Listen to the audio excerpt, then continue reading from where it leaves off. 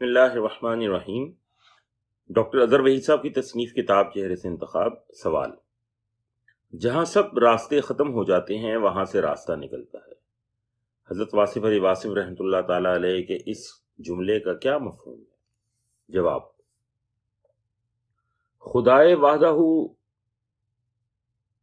لامحدود ذات ہے، اس کے خزانے بھی لامحدود ہیں اور اس کے پاس اسباب اور امکانات بھی لامحدود ہیں۔ انسان محدود ہے، اس کے شعور میں ممکنہ اسباب اور امکانات کی حد بھی محدود ہے۔